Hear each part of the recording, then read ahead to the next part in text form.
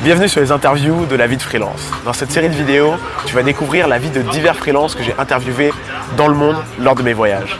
Les freelances n'ont pas tous le même style de vie, donc n'hésite pas à regarder plusieurs épisodes de la série pour te faire un vrai avis. Générique.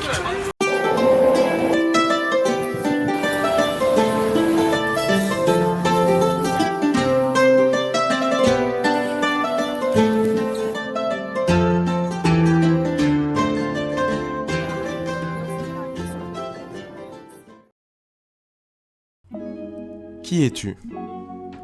Bonjour, je m'appelle Hélène, j'habite à Tokyo depuis 3 ans et j'anime le site qui s'appelle vivreatokyo.com.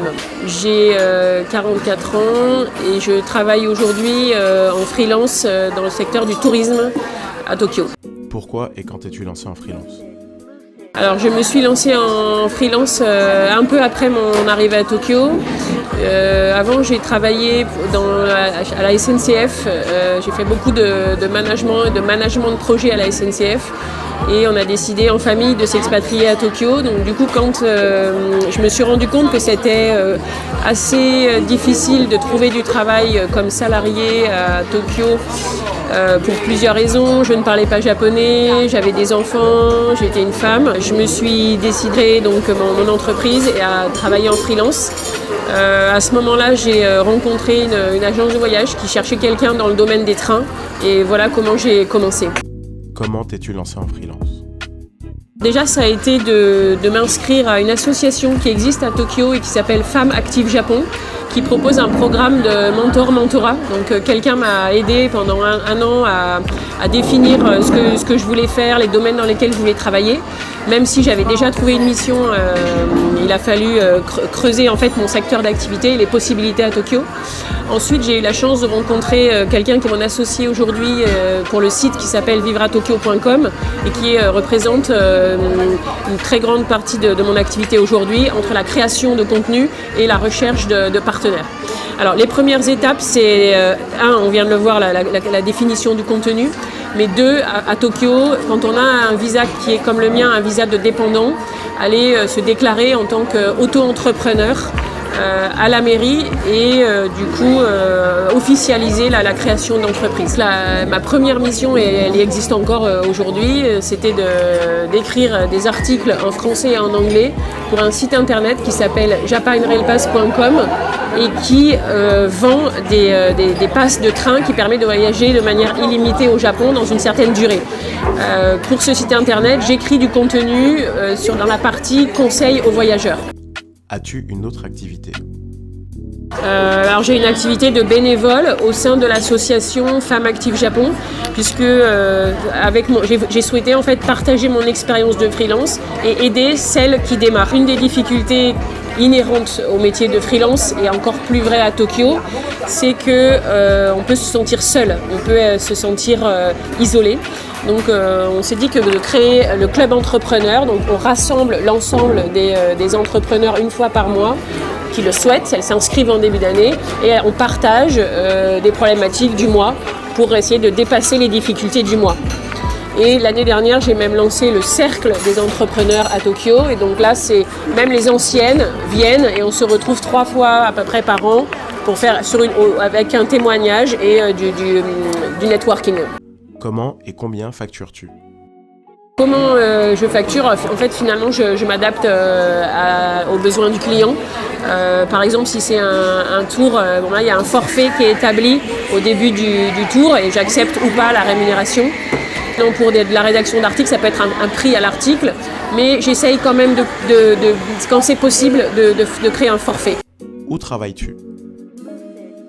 Alors je travaille aujourd'hui principalement à Tokyo. Pour ma part, je travaille la plupart du temps à la maison puisque j'ai mon ordinateur et j'arrive à m'isoler. Mais de temps en temps, j'apprécie aussi d'aller travailler à l'extérieur, donc dans un café calme que je connais ou dans un espace de coworking. Trouves-tu des clients facilement? Alors pour la partie vivreatokyo.com, on cherche des clients et ça nécessite quand même de prendre beaucoup de contacts. Par contre, à partir du moment où on a un client dans le tourisme, là en général, si on arrive à bien travailler, que la mission se passe bien, on peut avoir des nouvelles missions. Comment te formes-tu?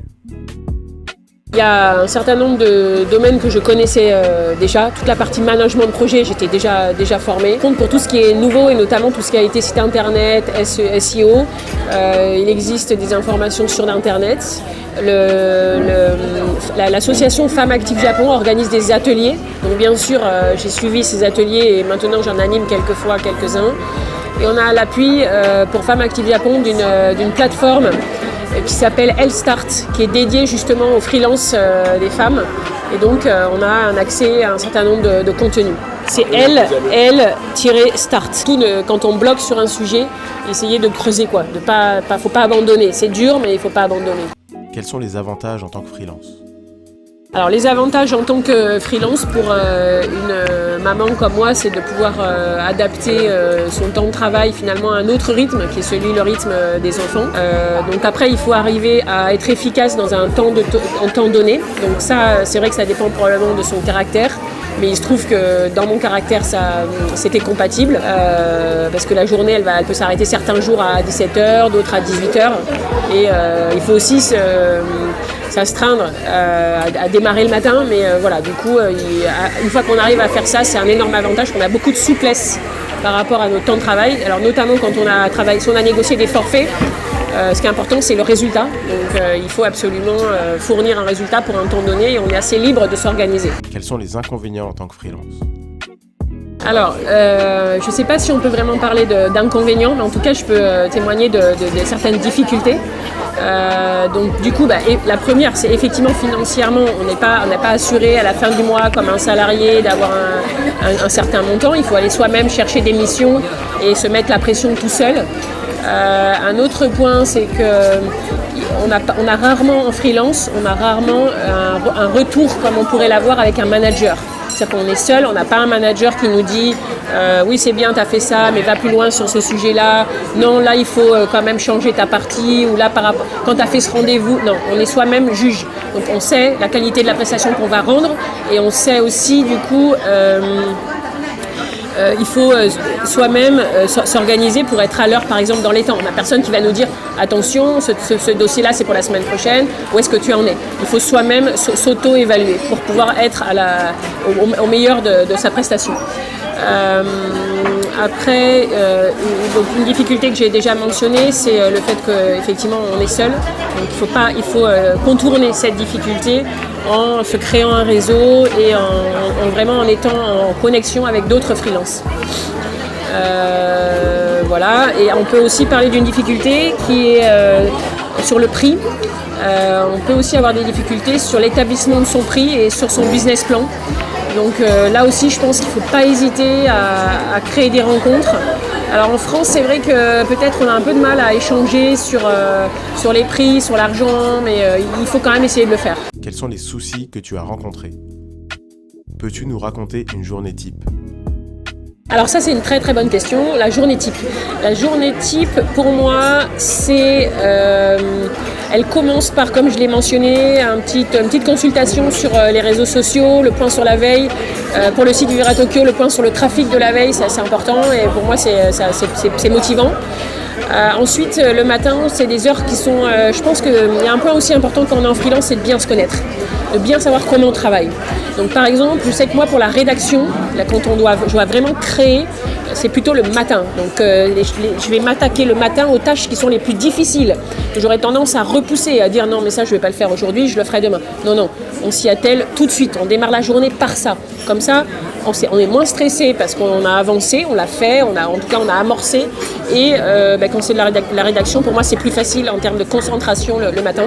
Et après du coup, pour animer le site Vivre à Tokyo, mais aussi pour animer Japan Rail Pass, ou quand je dois traiter mes photos, je vais aller soit sur le terrain, pour prendre des photos, aller au restaurant, tester une visite, soit traiter mes photos, plutôt donc du coup à midi et dans l'après-midi. Voilà. À un moment donné de la journée, de temps en temps, il y a aussi la partie administrative, mais ça c'est évidemment pas tous les jours. La vie de freelance te satisfait-elle?